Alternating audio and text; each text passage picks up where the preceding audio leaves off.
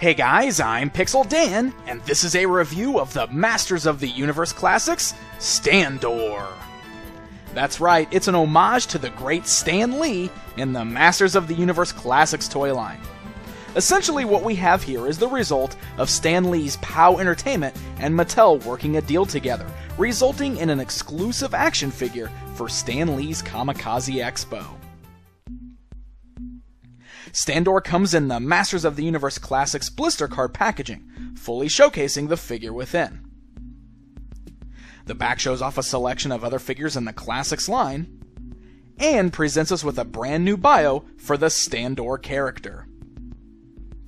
In order to fit Stan in with the He-Man universe, he's essentially been made a god who helped create that entire universe. It's quite an epic backstory for this figure. Since Standor is a god character, he's been given a pale blue skin tone to make him seem almost alien. He utilizes the standard male buck and many familiar parts, but does feature some brand new armor, a new loincloth piece, and a matching helmet. The armor is very comic book looking in design, especially that helmet, which just screams something galactic from the Marvel Universe. The deco on the armor is really cool, as it features this neat glittery effect that makes it look as if it's twinkling with stars.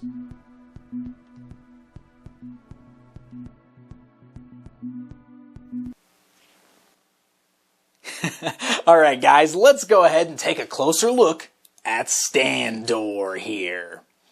Alright, so articulation on this guy, very basic, exactly what we've come to know from the Masters Classics line, since he just utilizes that standard buck. So let's go ahead and just take a closer look at it, see how it works here.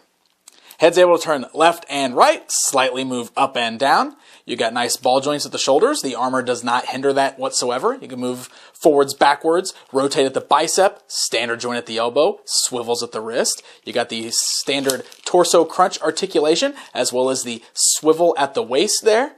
The legs can still move outwards, even though he's wearing that armor. It still works pretty well, so he should still be able to ride Battle Cat or anything like that if you want to. You can also get him in a pretty good sitting pose, so he'd be able to fly on the Wind Raider. You can rotate the legs there at the thighs, standard joints at the knees, and then you've got nice tight joints at the ankles. You can see they are very tight, and of course they're the newer versions that do not show the peg there. So all the articulation works really great on this guy. Shouldn't have any issues with them. All the joints nice and tight here.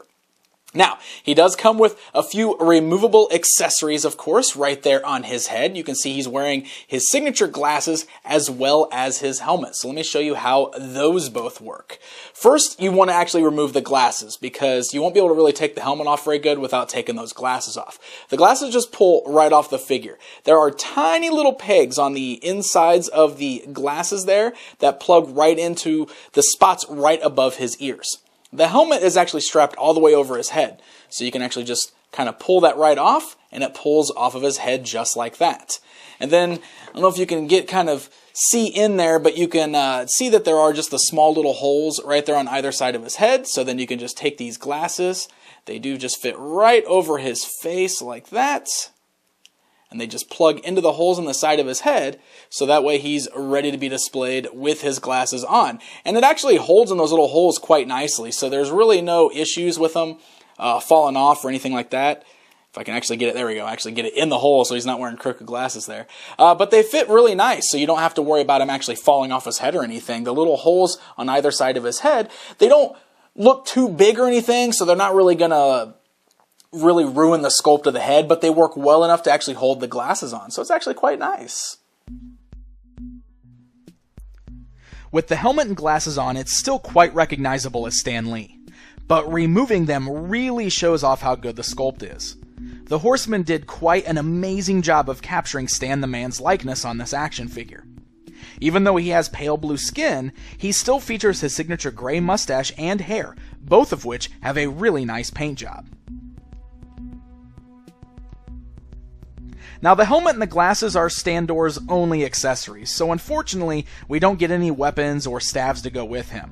I really do wish he came with a little something extra other than what he's got here. But there you go, guys. There's a look at Standor. I know, Stan Lee had nothing to do with Masters of the Universe, so it is a bit odd to see him make a cameo in this line. But in my opinion, he falls into the same category as figures like Molar. He's just a fun little extra that you shouldn't feel obligated to get if it's just not your thing. But even still, it's a really nice action figure. I really do like the cool cosmic looking armor he's wearing. The glitter speckles make it really stand out. And there's no denying that face sculpt is pretty great. It's kind of fun having an incredibly buff, smiling Stan Lee standing on the toy shelf alongside He-Man and Skeletor. And it's certainly something neat to pick up, especially if you're a fan of Stan Lee. Standor will be available first as an exclusive at Stan Lee's Comikaze Expo. Until next time...